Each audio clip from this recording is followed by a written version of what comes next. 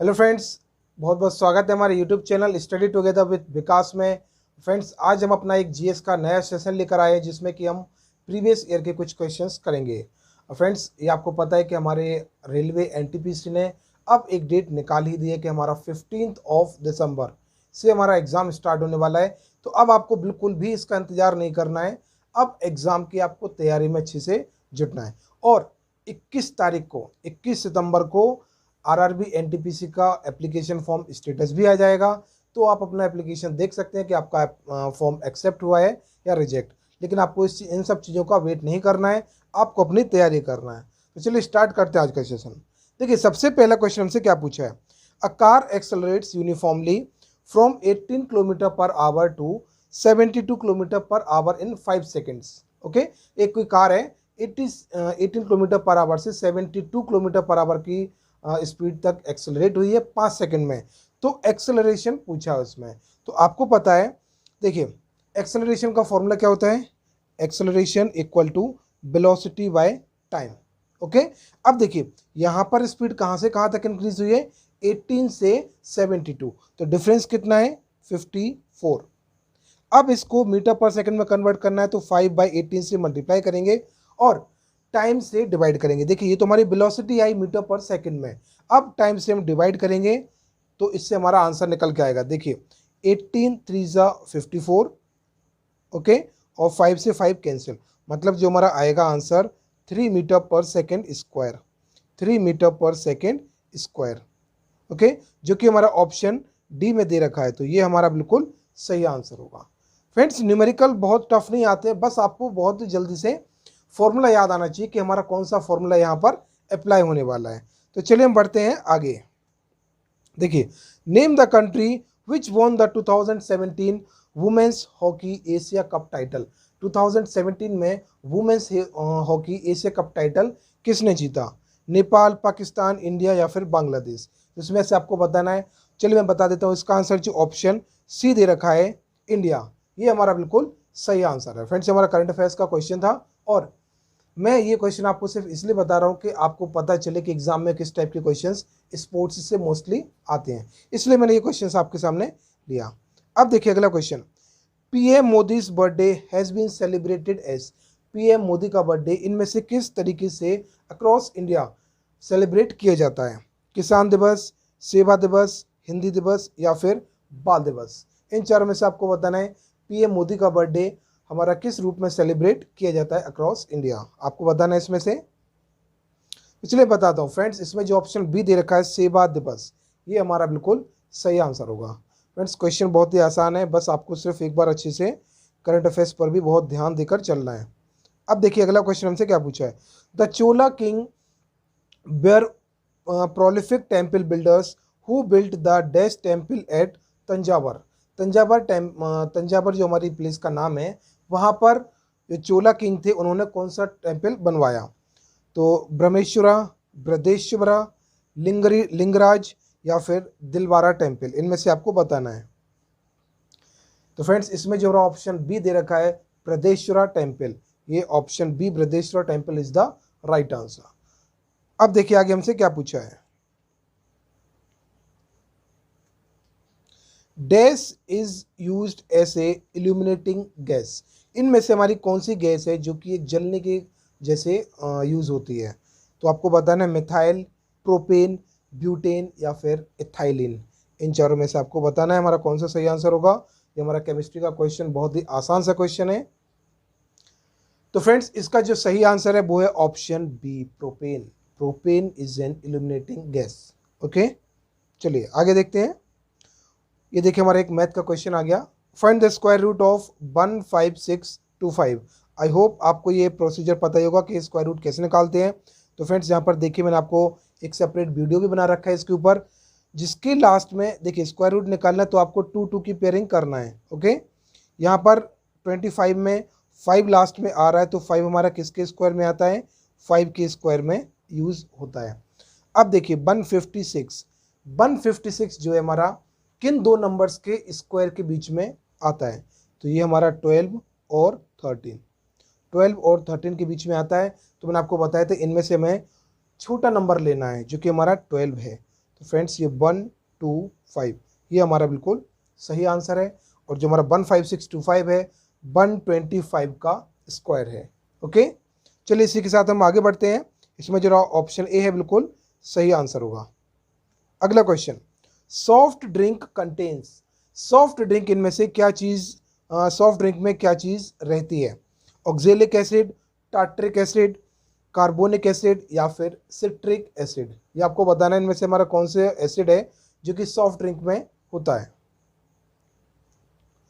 तो चलिए मैं इसका आंसर बताता हूँ। इसमें जो ऑप्शन सी दे रखा है कार्बोनिक एसिड, सॉफ्ट ड्रिंक में मोस्टली कार्बोनिक एसिड होता है। तो चलिए हम बढ़ते अपने अगले 8th क्वेश्चन पर।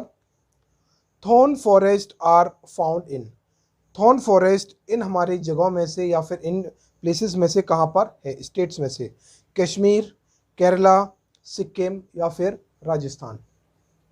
फ्रेंड्स मैं आपको एक और बात बताना चाहता हूँ कि हमारे अभी जो एनटीपीसी का एग्ज़ाम होने वाला है इसमें इनमें से काफ़ी सारे क्वेश्चंस आपको देखने को मिलेंगे।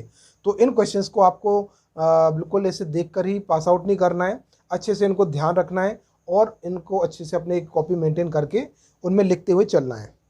तो बताइए इसमें हमारा कौन सा आंसर होगा? फ्रेंड्स जिसमें हमारा ऑप्शन डी दे रखा है Rajasthan, option D Rajasthan is the right answer. अब देखिए आगे हमसे क्या पूछा है। Bending of light ray in denser medium is termed as, bending of light ray in denser medium, जो हमारी लाइट रे जो होती है वो डेंसर मीडियम में बेंड हो जाती है, वो किस फिनोमिना के वजह से होती है? रिफ्लेक्शन, डिस्पर्जन, रिफ्रैक्शन या फिर डिफ्लेक्शन? इनमें से आपको बताना है। तो फ्रेंड्स इसमें जो हमारा सही आंसर है वो है ऑप्शन सी, रिफ्रैक्शन।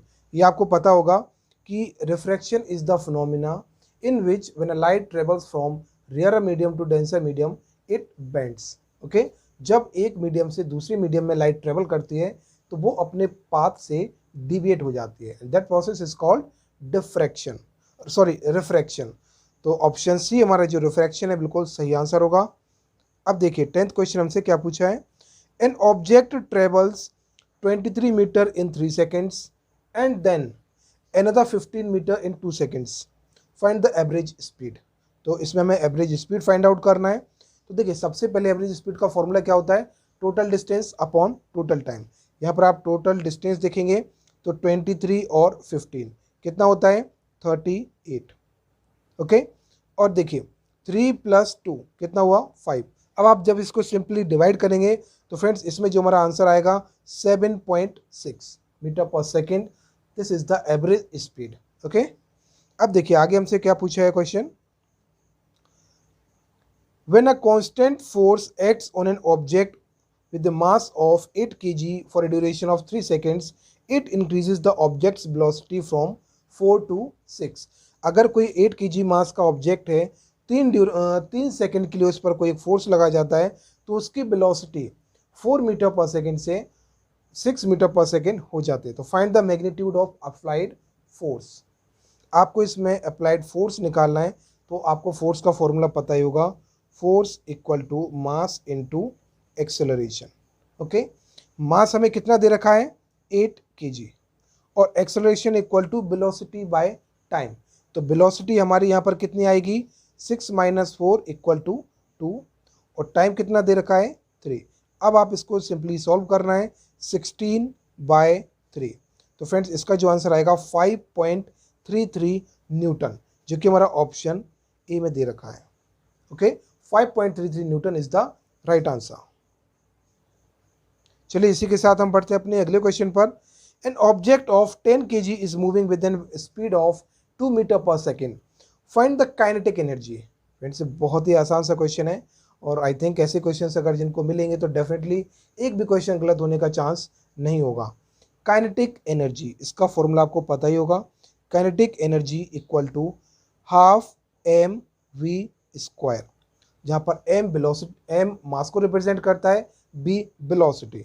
जब आप यहाँ पर वैल्यू पुट करेंगे तो हाफ मास दे रखा है आपको 10 और वेलोसिटी 2 का स्क्वायर कितना होगा? 4। तो फ्रेंड्स 2 × 1 = 2, 5 × 5 = 4 × 20। अब आप देख सकते हैं कि 20 जूल जो कि हमारा ऑप्शन ए दे रखा है 20 जूल। ओके, ये हमारा बिल्कुल सही आंसर होगा। अब देखिए, dash elements have the largest atom, इन चारों में से हमारा कौन सा एटम है जो सबसे लार्जेस्ट होता है? एफ ऑक्सीजन, हाइड्रोजन, या फिर Fl कर लीजिए, वह फ्लोरीन हो जाएगा, और ऑक्सीजन, हाइड्रोजन या फिर लिथियम। इन चारों में से आपको बताना लार्जेस्ट एटम किस एलिमेंट का होता है। जिनको नहीं पता है फ्रेंड्स, उनको मैं बताऊंगा। जो हमारा ऑप्शन डी दे रखा है lithium, lithium has the largest atom. Okay,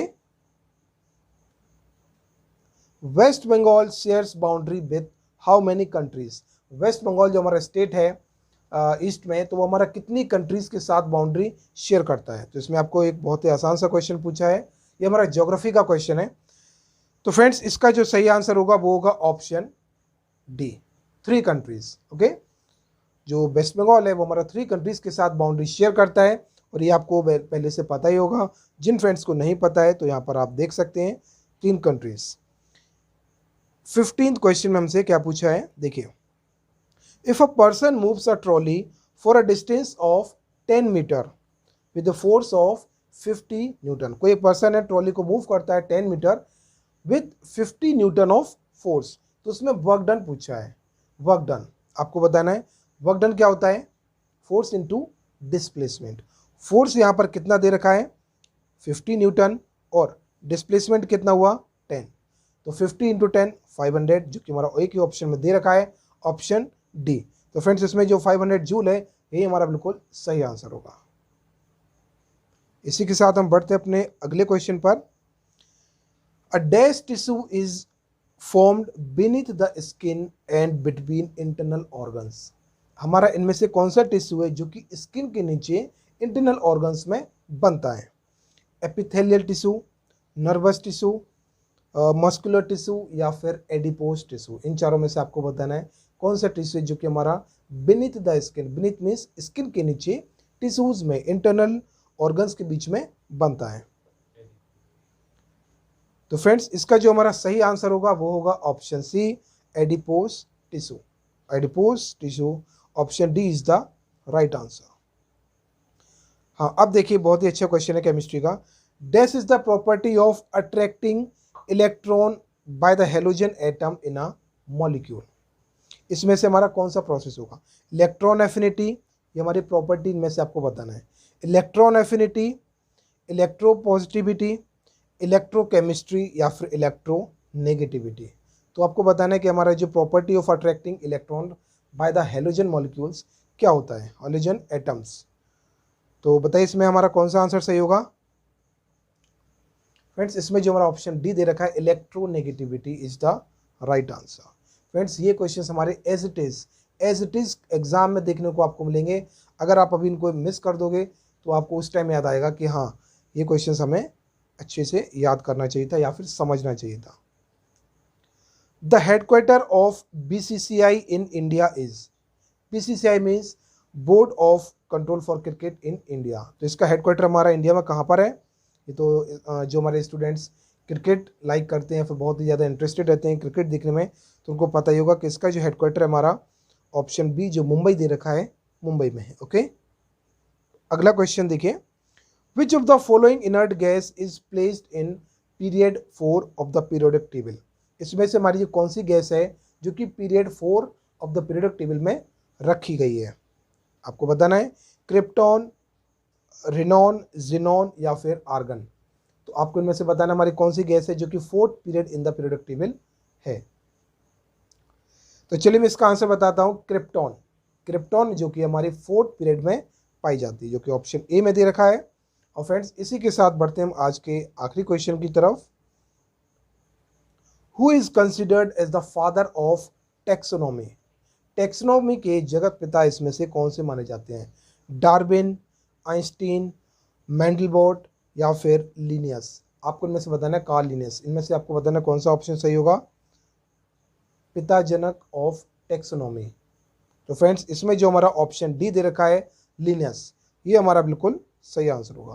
friends, आज का सेशन हम यही कंप्लीट करते हैं, और मैं आपके सामने डेली एक ऐसा सेशन लेकर आऊँगा ताकि आपको एग्ज़ाम फाइट करने में आपको पता चल सके कि हमारे एग्ज़ाम में किस टाइप के क्वेश्चंस पूछे जाते हैं। तो चलिए फ्रेंड्स, मिलते हैं अपने नेक्स्ट वीडियो में, तब तक के लिए गुड बाय।